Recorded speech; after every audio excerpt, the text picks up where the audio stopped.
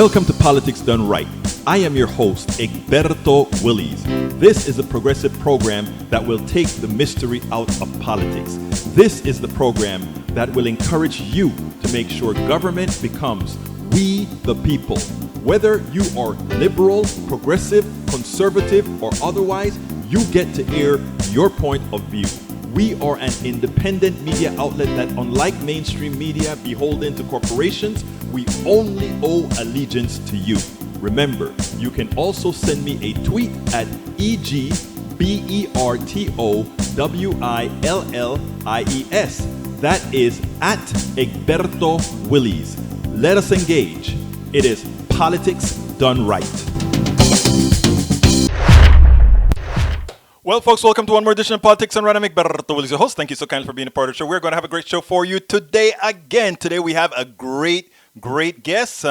He's going to be talking about universal health care. Of course, it's not the kind that I always preach for, but you know, when you're in this domain, what you want to do is listen. You can learn a few things. You can try to get over a few things. You can try to get people involved in a few things. Nobody has all the answers. So, you know what? I wanted to listen. I had him on before, and he said that he had some other information that he wanted to put out. This is a great guy. Bruce Pollard and Susan, how are you doing, my dear friends here in Kingwood? Bruce Davey, my brother from Portland, Oregon. Great, thank you for being here, my friend.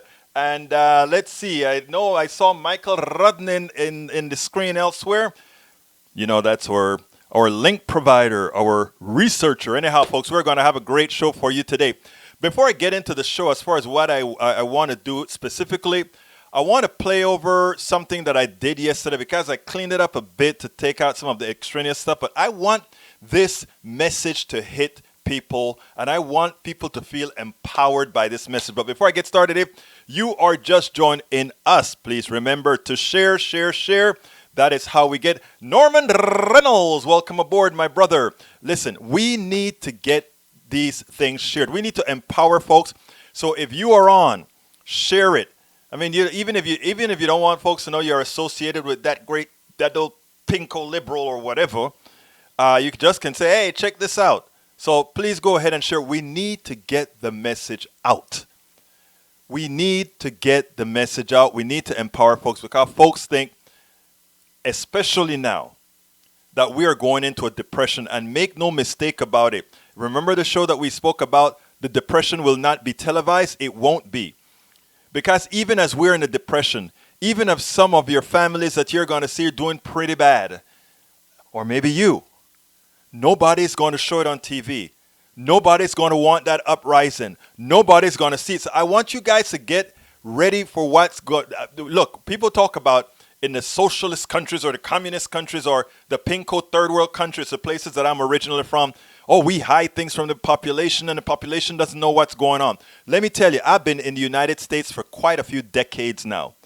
And the best country that has organized hiding from its population is this country because it is deep within the culture, within the media, all played between the schools, all done via whom again?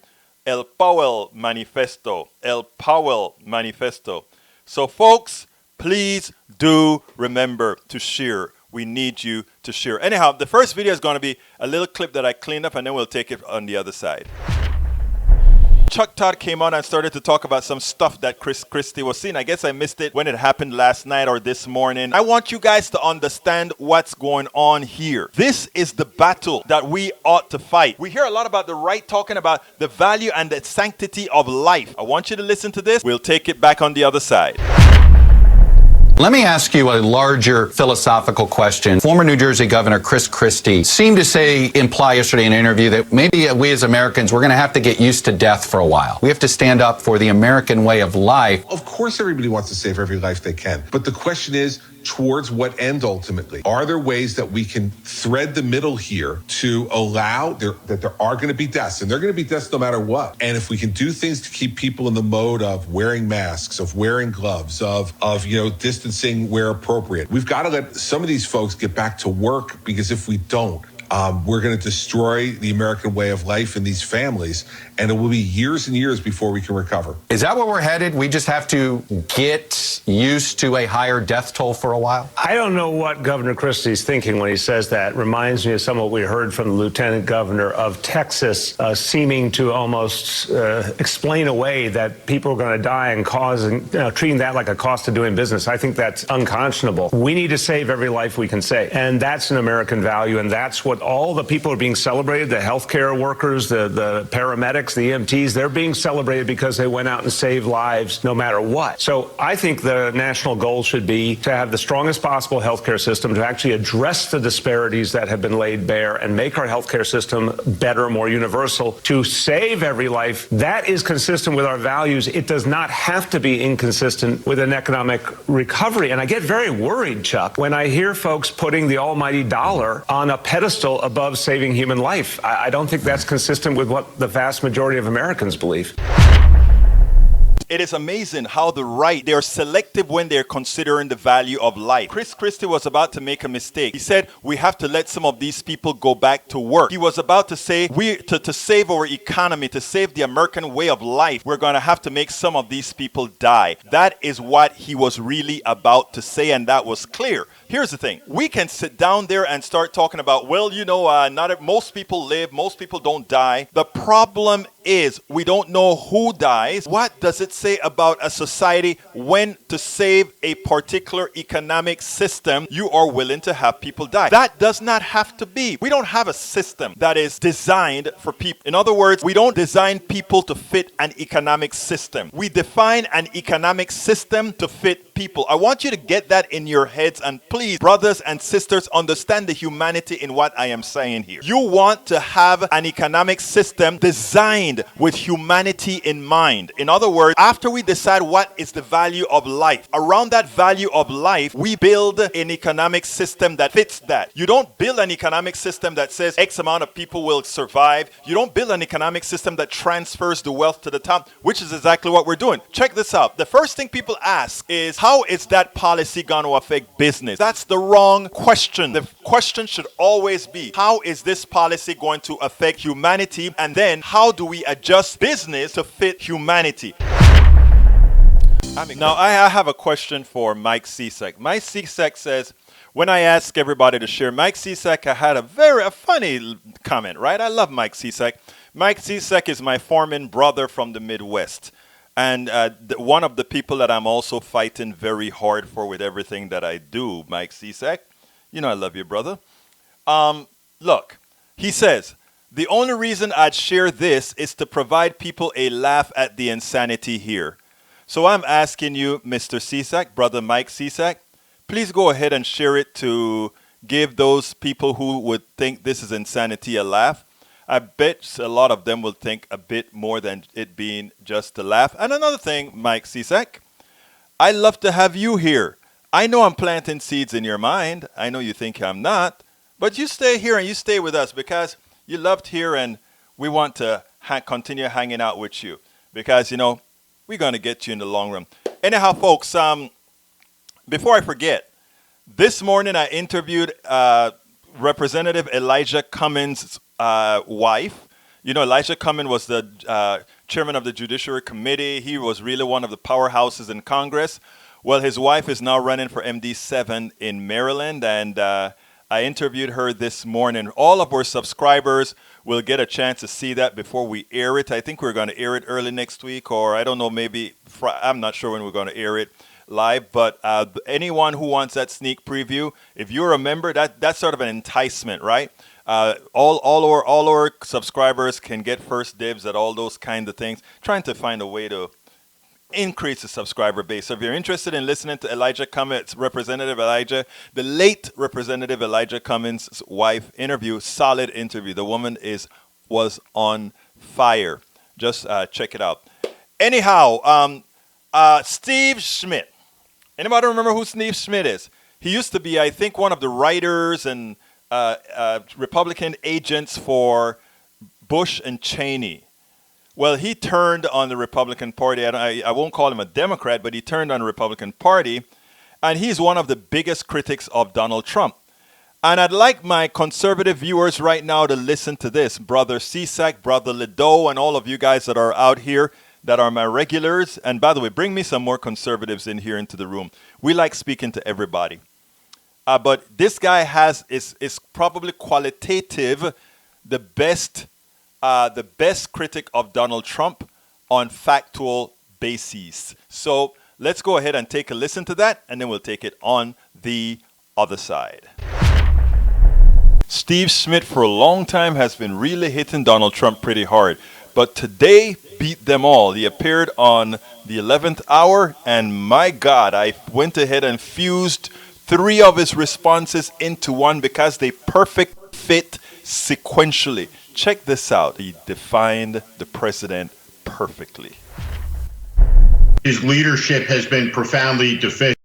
This is somebody who ran for president promising to make America great again, and his legacy will be one of death, suffering, and economic collapse. And the scenes that we're seeing play out all over the country did not have to be. The job of the president is to protect the country. Donald Trump has been completely derelict in his duty. The Chinese played him for a fool. 12 times he said that the Chinese were doing a tremendous job at this, that this would disappear overnight, that there were 15 cases here, but soon there would be 0, and we're cruising towards 100,000 dead Americans. And we see the moral incapacity of this president to grieve with the country, to understand the level of suffering. And when we look at the economy, I think it's important to understand the economy did not collapse because of the coronavirus, and it has not collapsed in other countries around the world. It collapsed because of the ineptitude of the governmental response to it. And he's making it worse, not better. And I think that Donald Trump can't spin his way out of reality, which is that he's the most inept president in a crisis this nation's ever had. That's why he looks so small next to Abraham Lincoln in the temple that we erected to honor the memory of the man who saved the Union. It just shows the weakness, the profound weakness of Donald Trump as a leader, as a man, to sit there in the shadow of Abraham Lincoln, who was martyred really on the anniversary of the day that Lincoln was laid to rest in Springfield, sitting there at the feet of the greatest president, our American martyr, between on the walls that are opposed the Gettysburg Address and the second inaugural that talks about charity for all and malice towards none. He possesses literally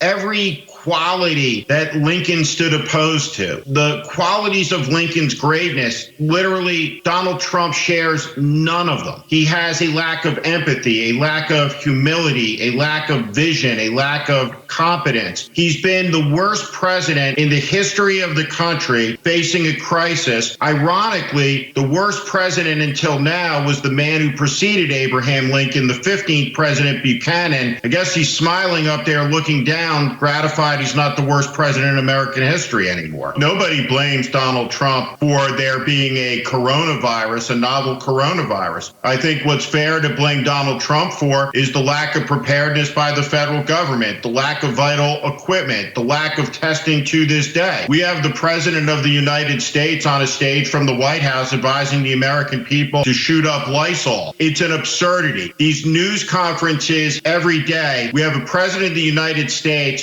talking to the country in one of the great crises in the history of the country, comparing his ratings to the Bachelor finale. At every conceivable level, he has shown himself unfit for this moment. And the challenge for the country as we look ahead to the presidential election, the recovery from this event, which is one of the most epic in the country's history, will take many, many years. We're likely to see unemployment rates of 30%. And what he's demonstrated is a complete incapacity for leadership over and over and over again, whether it's the dishonesty, whether it's the happy talk, whether it's the partisan attacks. At every moment when he was called to be bigger, when he was called to be great, he was small. And therefore, greatness in a moment where the country required it and needed it has eluded him. And what the country has been saddled with is a level of ineptitude and incompetence that makes our allies tremble and our adversaries cheer. Wow. That's all I could say after listening to that. Wow. Because that was a complete and entire encapsulation of who Donald Trump is. And anybody has a doubt about that, just read the record. Just read the record. that there are so many people out there. Yes, that is exactly right, AVQ. Damn. AVQ on YouTube says, damn. You know, I mean, I thought last night as I watched it, you know, there were three questions. And the funny thing about it is how he was able to interspace the entire narrative that he wanted to get out there with three questions that did not necessarily do that. No, sir, the record is clear. It is amazing. But you know what? Those who follow Donald Trump till the end, you know what happens with the Pied Piper. But anyhow, what we're going to go do now is talk about what the show is today. So the title of the show today is, Does Ed Eichhorn have a better option than Medicare for All? Economy and more we'll talk about. Ed Eichhorn, author of Healing American Healthcare, is with us to discuss his counter to Medicare for All. We continue our discussion of demands for fully reopening America. Ed Eichhorn has another option for Medicare for All. Ed Eichhorn says he is a compassionate capitalist. He really does want to give everyone affordable health care. But because, as he states, he is a capitalist, he sees all solutions that are weighted towards the options that economic system affords his thinking process. I enjoyed this interview because two people who know how to conduct a civil discussion can disagree, sometimes change opinion, and still genuinely like one another. I wish we could all get there. It is like all my beautiful people in this room right now, right? Mike Cisak gives me hell every day. Daniel Ledo gives me hell every day. And there is not a thread of animosity I feel to you guys because you keep me sharp. And you also teach me what's going on in that domain, because just talking to the choir is never good. Talking to everyone is what's good. And you're going to see a little thing that later on that we're coming out with, put the brick. Pon tu ladrillo, put your brick, is another program we're working on with a friend of mine, a new friend of mine who was under the regime of Hugo Chavez. He's completely against Hugo Chavez, and you guys know I have a few good feelings for leftists. I'm not talking about the bad parts of leftists or the bad parts of rightists or the bad parts of, but those people who really have the concept of helping people is what I believe in. I would take my shirt off and give it to anybody because I think, and this has nothing to do with religion because I'm a humanist, I think we have to learn how to genuinely care, not here, but here. And by the way, here is also here, right? Because the thing that controls here is really up here as well. But you know what I mean. I think we have to learn. I think we have to teach ourselves. Like when, you know, it is easy when you disagree with somebody to hate that person, right? Because they disagree with you. But if you and your kid disagree, you never hate your kid. There's that firewall in you that you and your kid disagree like hell and you fight like hell and all that kind of stuff. But you never quite get there to hate your kid or dislike your kid, right? Most of us, at least. I know there are people who hate their kids and dislike their kids, but most of us don't. But we have to try to move that firewall forward so that it has the same effect on the regular person that you're dealing with, right? The average American citizen, the average world citizen. You don't ever have to hate anybody, even if they disagree with you or get under your skin like Mike Cisak is getting under my skin right now when he says what he says. You just have to look and say, you know, we're kind of wired a little differently and we try to rewire each other and that we'll get there somewhere. But anyhow, none of the preaching. Let's go ahead and listen to Brother Ed Eichhorn and his opinion of healthcare. And he really, for all my super lefties, he really wants to solve the problem. He does see things through a capitalist eye. I think we're living through when one sees every aspect of society through that eye. We're living through that now. We have to convince others why that is the case. We have to convince others why we need bifurcated economies, meaning we need a part of the economy that follows the principles of not capitalism but free enterprise, and the portions of the community that is best done under more of a social state. But let's talk about that later. Anyway, welcome, Ed Eichhorn. Welcome to one more edition of Politics Done Right. I'm here with Ed Eichhorn, who is with MedLink Consulting Group and the author of Healing American Healthcare. This is our second iteration, and boy, do I want to hear what he has to say, because you know what, folks? COVID-19 is here, and I think it makes the case for a lot of what we've been speaking about at Politics Done Right. I want to hear what somebody that doesn't have necessarily that take, but is just as interested in making sure everyone has affordable health care. Every single American has health care. Ed Eichhorn, how are you doing today, my friend? Egberto, I'm feeling great, and it's great to be back with you again. Absolutely. So now, before we even get started, tell me a little bit about yourself to refresh our audience about what you bring to this entire discussion. Sure. I've been in healthcare my whole career. I developed products and services, and was a director of research for a kidney dialysis company some years ago. And I started my consulting practice before Obamacare was a legislative activity. And when I started reading Paul Ryan's bill in 2017, at the beginning of the repeal and replace movement, I got very concerned because I didn't think the bill was really about healthcare. It was going to reduce taxes on the wealthy. It was going to reduce the federal deficit.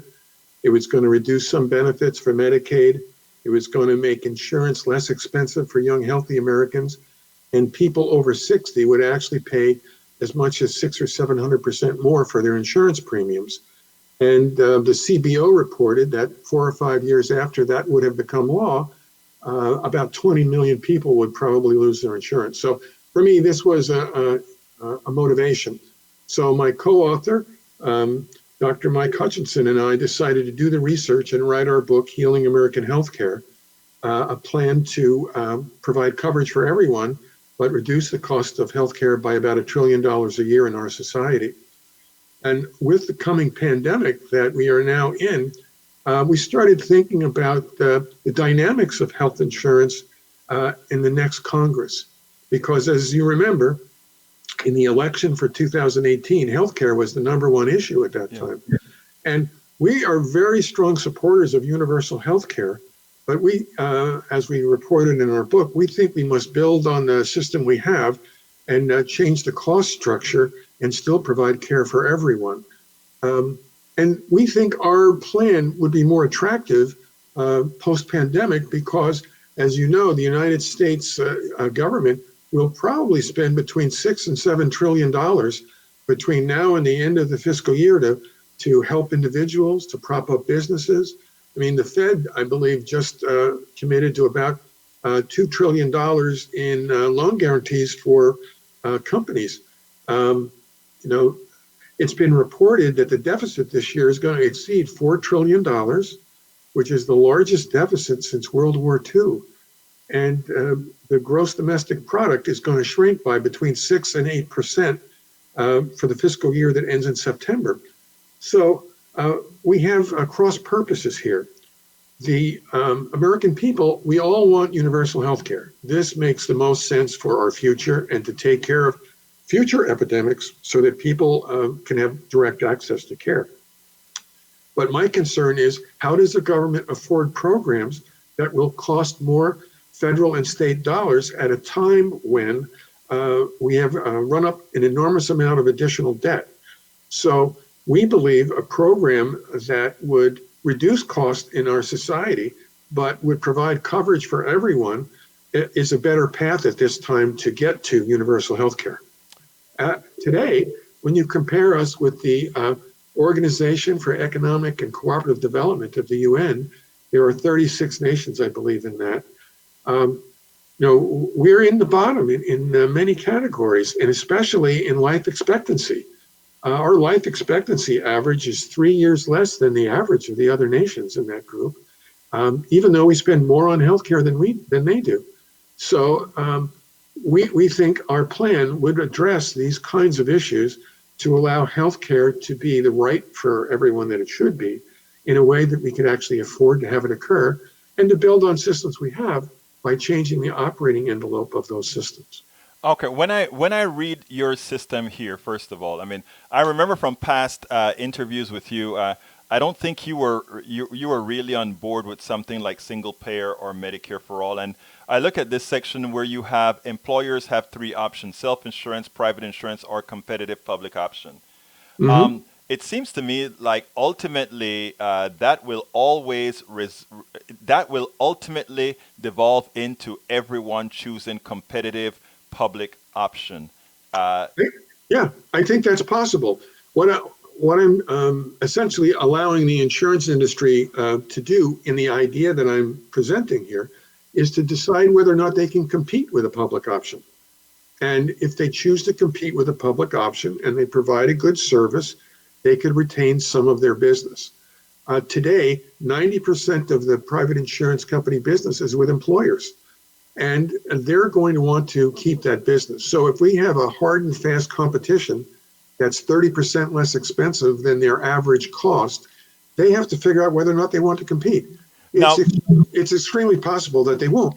yeah, But we want, here's my question for you, Ed, um, because the way I think you're, I hate to put it this way, but I think ultimately, if you were going to create a differential or whatever, I think ultimately your stuff is going to turn into what you're asking to do will ultimately turn into some form of a single payer system just because of math. And I've been trying to get people like, let's say yourself or maybe Biden or others who take sort of a pragmatic middle of the ground approach. Meaning, I notice one of the things that you constantly say is build upon the systems we already have.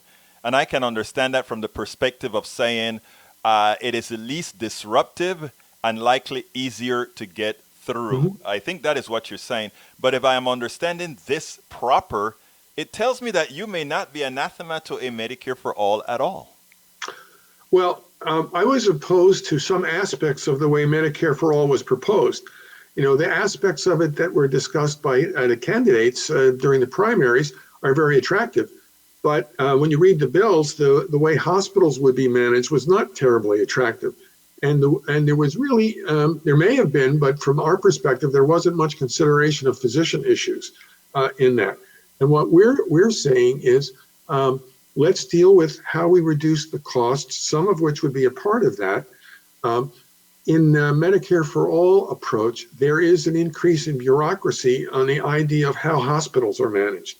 And what we're saying is, let's let the hospitals manage themselves against a billing standard that would be above Medicare in terms of what the billing price would be. And it could be adjusted regionally as well. So, for example, there's a big movement over the last 3 years for hospitals to combine and to become groups of hospitals.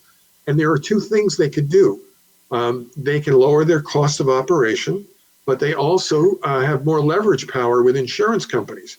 And what we're suggesting is it's fine to cooperate with each other and to grow into hospital groups, but we want to take part of that leverage aspect with insurance negotiation out of the mix and let them manage their businesses to the best of their ability. And, a plan like ours also would be a great boon to rural healthcare. Rural healthcare has been losing hospitals at the rate of 2 a month. Yes. And our plan would help to stabilize that change in the market that's very undesirable. Well, when we decided to do this interview, my concern after I saw the information that you sent, I constantly told myself, but how is he going to explain paying for that? And I understand where you're coming from. I really do. Now, there's one other piece of your graph that when I saw, I looked at it and I said, okay, he has in there decreased medical-related bankruptcies in the U.S. by 50%. I would like to see that as 100%. In other words, that you should not have medical bankruptcies, period. How could you, within your plan, actually move to that direction? Because I simply don't think healthcare should be something a family can go bankrupt about. No, I agree. In our graph, what we were talking about is 62% of the bankruptcies are for medical reasons. And we wanted to reduce the bankruptcy rate nationally by 50%, which would be a vast majority of the bankruptcies that are medically related. If our plan was accepted and moved forward, medical bankruptcies would go away because everyone would have coverage.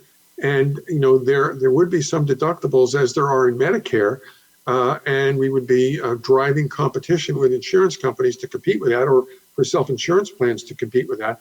So the opportunity for that unfortunate thing for people to go bankrupt because of healthcare would fade away, we believe, as well.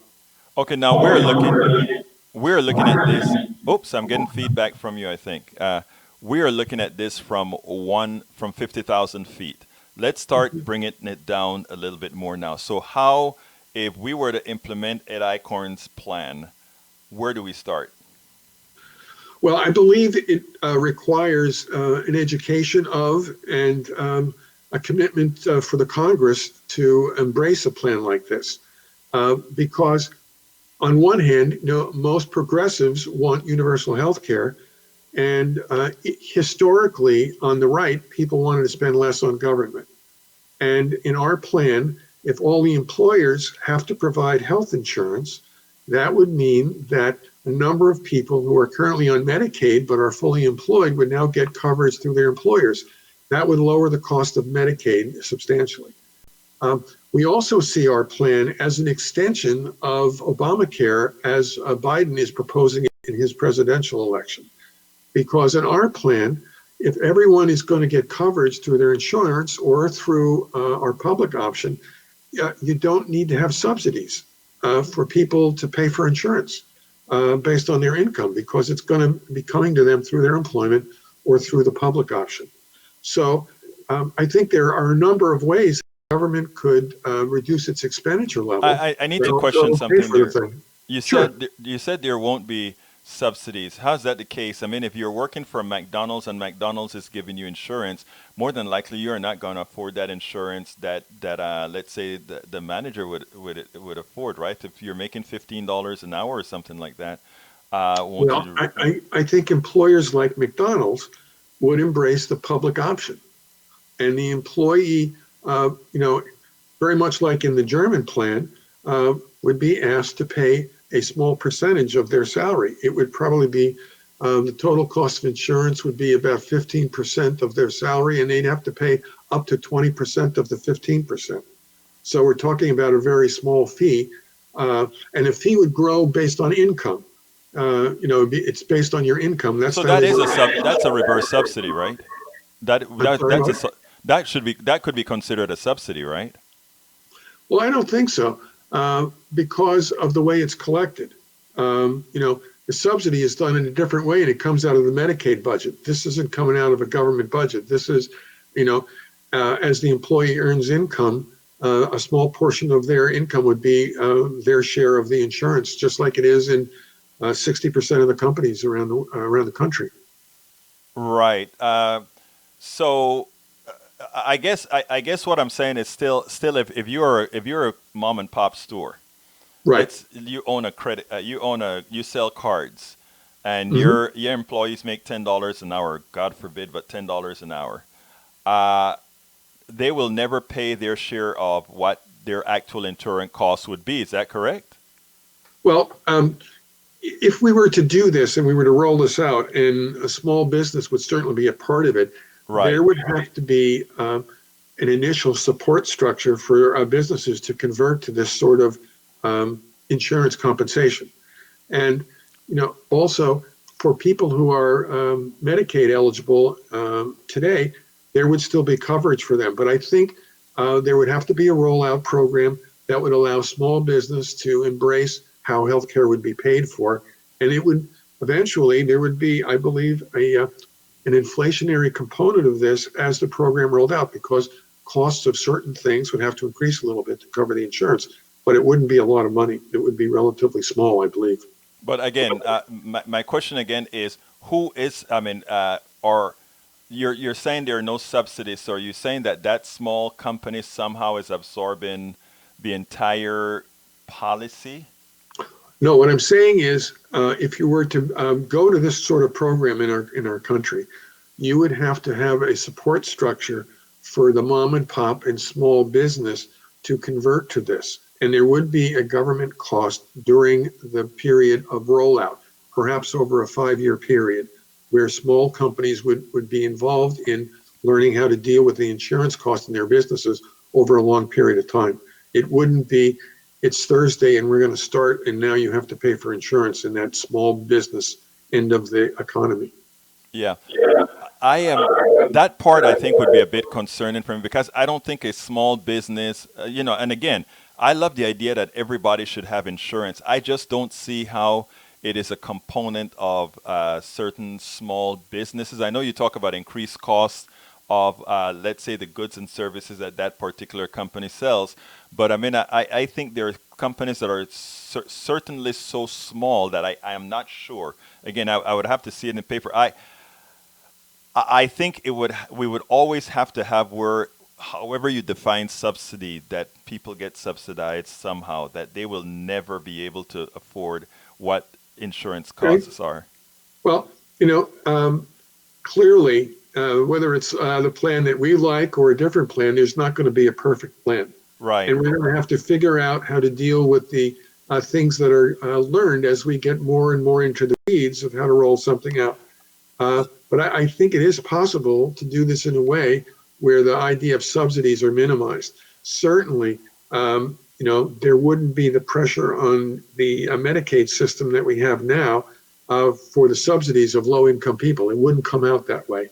I believe because of the amount we spend on healthcare in the United States today, there's got to be a way for us to deal with reducing the margins in insurance companies, reducing the cost of pharmaceuticals, and limiting the cost of bureaucracy. And in our study, that was an incredible number. I mean, 14% of what we spend on healthcare is bureaucracy. It's usually about $250 for every man, woman, and child. Actually, it's more than that.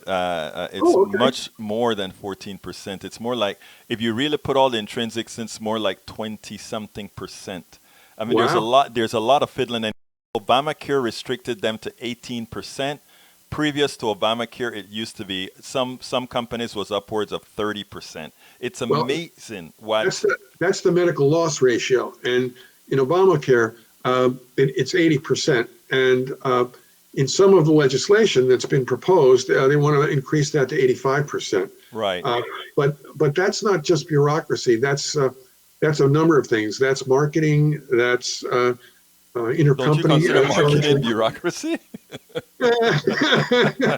Well, I'm a capitalist, so margins are okay with me. But okay, yeah, you are a capitalist. But let me ask you something. Now that I wasn't going to touch capitalism, but now you went ahead and opened that door. Let me ask you a foolish question here, because what is the issue with people who just believe that they have to have the private sector in every single facet of our lives? Example, I think I can tell you, mathematically speaking, if you are having to have an insurance company involved in something like healthcare, it will cost more. You would have to have an efficiency rate that is so much less by the government than the private sector provides, that makes that of a lesser cost than what it would cost the private sector. In other words, I think it's a myth that the private sector is more efficient than government in the aggregate, given that shareholder value, profit, etc., are really expenses on the system. Well, when we talk about private insurance, we're usually talking about stock companies and their profit. But there is a segment of our insurance industry that's not for profit. Right. Blue Shields, Blue Cross, yeah. Right. And their medical loss ratios are often 92, 93%. And if you converted the medical loss ratio to Medicare, it would probably be 95, 96%. Right. So they're not that far apart. And when we were doing our research and thinking about the German model, In Germany, basically the insurance fees are collected through income, but each individual can choose between 114 or 15 nonprofit sickness funds, which are basically nonprofit insurance companies. Right. And, I think it would be a change in the industry as to how they would approach trying to be as efficient as the government is. And, companies would choice is an important part of our health care. Did you just hear what you said, Ed? I think it's important what you just said. What? I What did think I they say? could be just as efficient as the government. That's what you just said, which you're correct. You're absolutely correct. So my question to you then is, why not just let it be the government? I know that you're a capitalist, but why not let it just be the government if we know that math would look. I love that. I love what you've done, really, because I think from a pragmatic point of view, it is more likely in the short to midterm that this happens. And when you profess as I am a capitalist, it also it also I'm fits a that domain. compassionate capitalist. No, What's that? I'm a compassionate capitalist. No, I know. Look, let me tell you, I don't have a problem with capitalism as it relates to making a mug, making a phone, or any one of these things. I do have a problem with it in healthcare. I don't think that we need to have all of this in healthcare. I think what Ed Eichhorn is doing is an important step. I honestly do think it's an important step because people don't like large gradients. You're an engineer, if I remember correctly, right? Both Yes, of us sir. are engineers. So people don't like large gradients. Now, but so I mean, I think of it as a good stopgap measure. But I would wish I could get into maybe all of our heads that for healthcare at least, let's try to use the most efficient method, and for everything else, let Ed Eichhorn and his capitalism reign. Well, I want to just share with you, and you may have seen this study. 538.com did a study late in the primary season, and they just surveyed Democrats in this particular study. And they found that 77% of the respondents were in favor of Medicare for all. 88% of the same group wanted to keep their own health insurance. Yeah. So part of what's important is the choice factor. And Americans want choice, even if they make that choice for whatever coverage they want through their Right. employer. So if we can build choice into the system in a way that allows the government to be very competitive and essentially morphs or changes the insurance industry, I'm okay with that.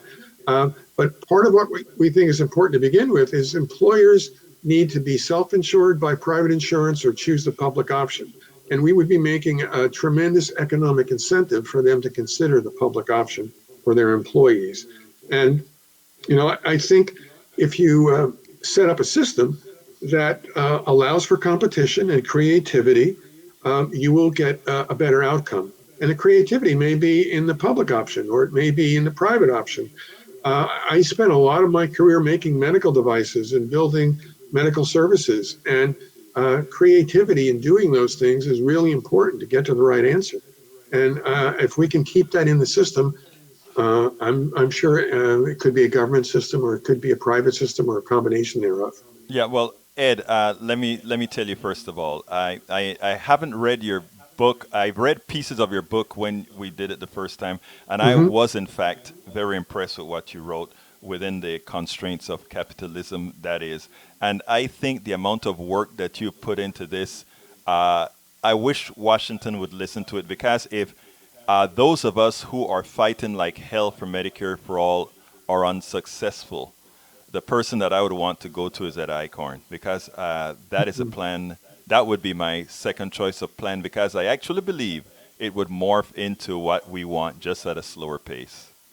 That's very possible. So, Ed Eichhorn, thank you so kindly for again presenting to us a great piece of work. I'll put your book in the post, because I think people ought to be able to read and follow all these different options that's put out there. So I thank you again for being on Politics Done Right. Well, it was great to see you again, Egberto, and I wish you all the best as we move forward in the future. Thank you, Ed.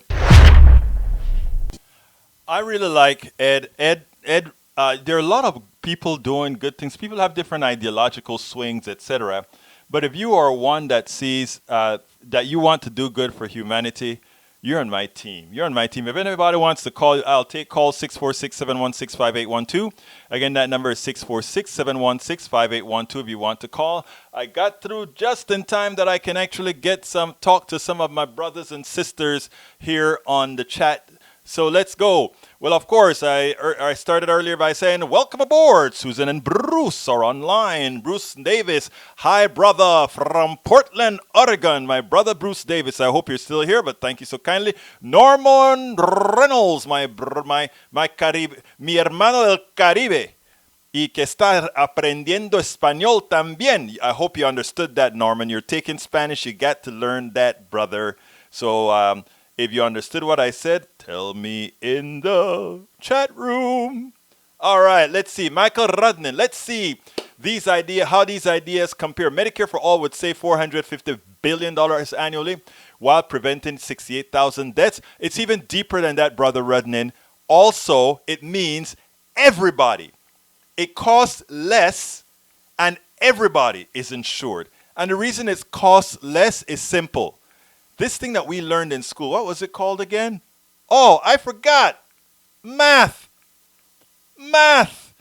Arithmetica. Michael Cisak. The only reason I don't share this is to provide people a laugh at the insanity here. Don't worry, for those of you who are new to the chat room or new to Politics Done Right, Mike Cisak gives me a hard time all the time. I love him. He loves me. Don't let him fool you, okay? All right, Michael Rudnin, George Carlin. Boy, these guys, I remember that. I'm not going to read it out, but I remember that. And check out the one that I have at my website. Do a scan on George Carlin on EgbertoWillies.com. Check it out. Oh, by the way, folks, if you're listening to me, please remember, go to my Twitter and go ahead and follow Egberto Willies on Twitter. Go to YouTube. Go to youtube.com/Egberto Willies. And go ahead and follow me subscribe on YouTube on this channel. If you're here on my Facebook channel, don't just come to the Facebook channel, like the Facebook channel. Please do. Miguel Cisak. Let's see what else. So we need to have everyone lose their life because that's protecting them? No, senor. Don't believe the right-wing stuff. We'll have to talk about that another time because I only have 12 minutes. All right, let's go. Egberto, what economic system then do you recommend? If you claim to want a private marketplace, then government should open things up. I want a private marketplace, but health takes is preeminent over anything.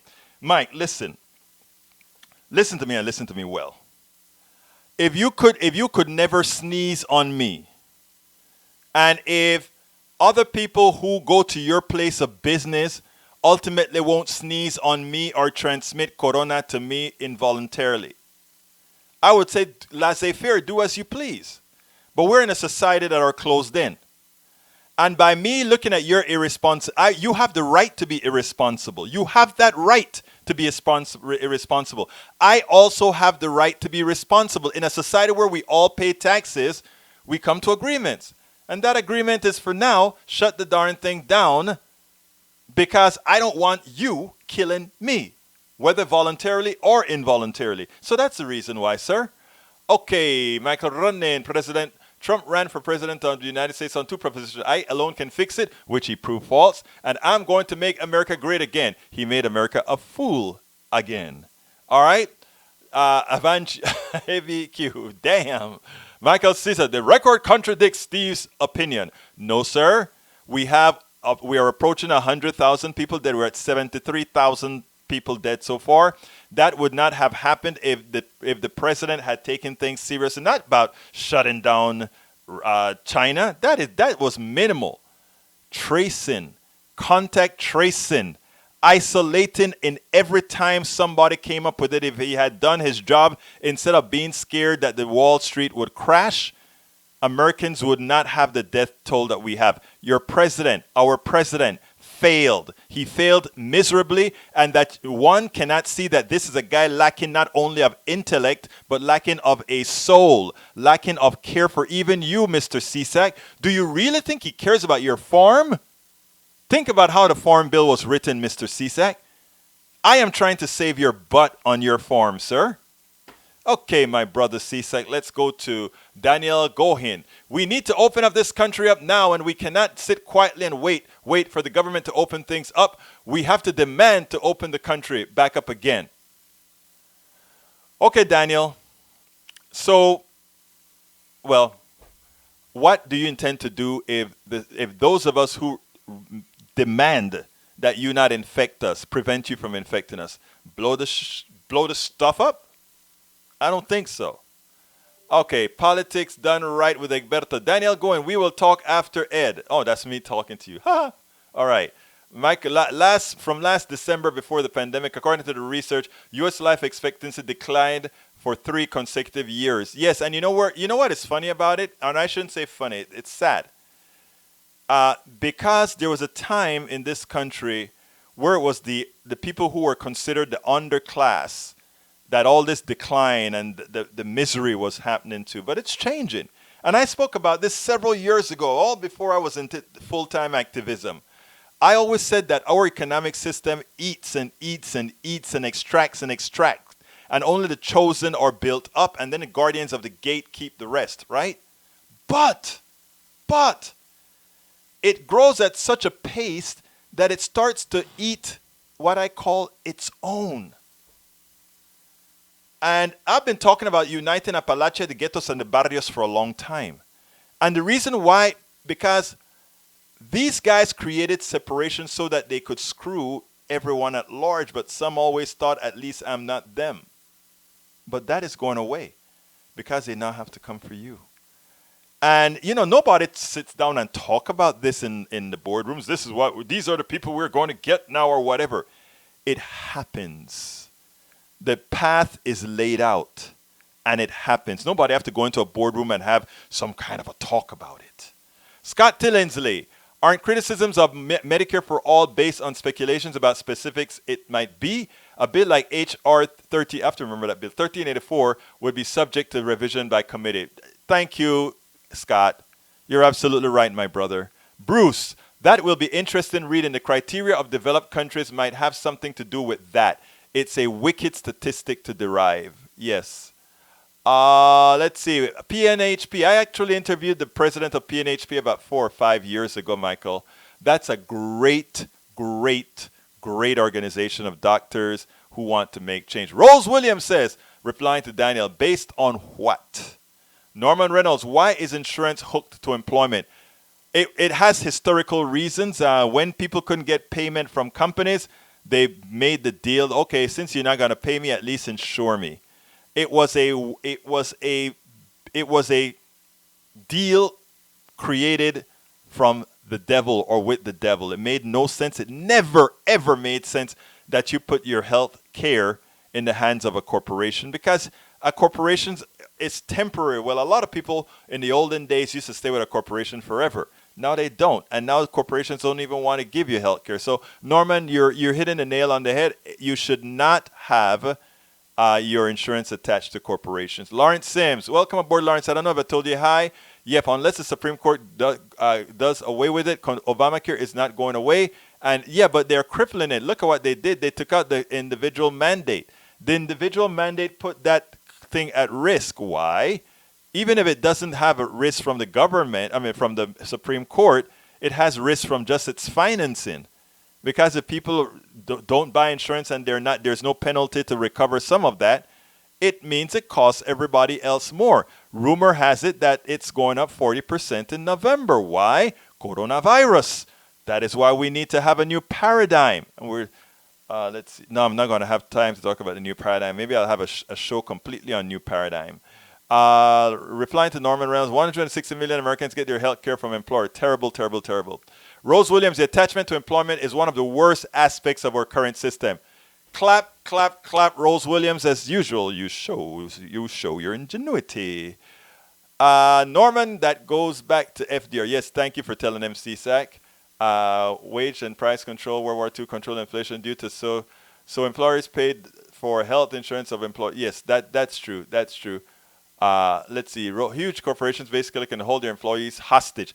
Perfecto mundo, while a new and small business can't compete from the start. Exactly right, Rose Williams. Michael Cisak, we should go to cash-only doctors. Do away with the administrative costs and along with third parties approval. I imagine, Mike, you're a very healthy guy and your wife is probably healthy and your kids are probably healthy. God forbid any one of you got a disease that runs into the hundreds of thousands. More than likely, I think I've spoken to you before where you may believe in catastrophic insurance, which costs a lot less, but still it has other bad options with it. So I won't go there. Egberto, private companies are efficient at extracting profits from the systems. The problem comes when those systems are responsible for life and exactly right, Rudnan. And that is what we have to try to put into people's. We have to get people the right kind of empathy so that they understand that the private sector isn't efficient either. This is just a myth. Thank you. Who said that? Rose Williams. You're absolutely right, Rose. Choice, that isn't a choice. What I tell people about insurance choices, right? It's a lie. If you're enslaved by insurance company, put it this way. My ancestors were slaves somewhere, whether in the Caribbean, Latin America, or America. Okay? If there was master number one, big house number one, master number two, big house number two, master number three, big house number three, and you say, Egberto, at least you have choices. What kind of choice is that? Which master I want? It's the same thing with insurance. Consider insurance your master because they are your master. They determine what drugs you're going to take, what doctors you have the ability to see, how much they're going to pay of it. They are a slave master. Unfortunately, you are the slave. That is the deal you make. They decide your health care, not government. Everybody else, we don't want government telling us. Government is saying we're going to pay for it and you choose your doctors, etc. These guys say, you are going to choose these doctors in this network if you decide to go with us.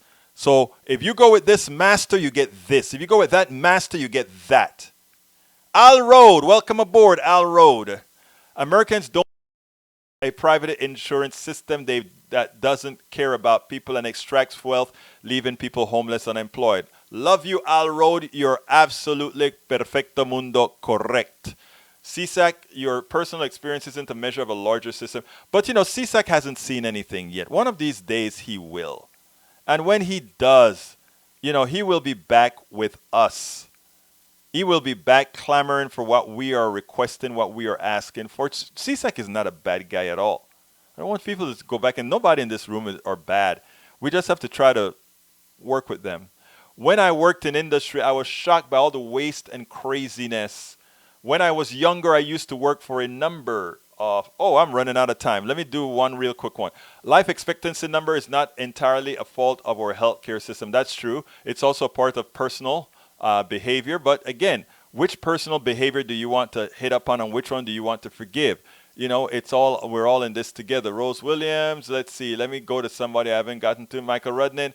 All right, folks, I got to get out of here because I got to tell you guys, first of all, please, for those of you who are listening to me right now, consider becoming members of Politics Done Right. First of all, go to our store, store.politicsdoneright.com. That is store.politicsdoneright.com. Go ahead and look on the screen and get a t-shirt, get a mug. You can also get, As I See It, Class Warfare, the only resort to right-wing doom. You learn everything you need to know about our economy and the failures of all that good stuff, the good stuff. I mean, it's really good. But what we would really like to ask you to do is become subscribers. Subscribe by going to where? Just go to patreon.com/politicsdoneright. Again, that is patreon.com/politicsdoneright. You can also contribute or subscribe as well at paypal.me/politicsdoneright. Again, that is paypal.me/politicsdoneright. It somehow seemed like I didn't get those in there, so let me do this again. You can go to, I guess we're having a few problems, some few issues.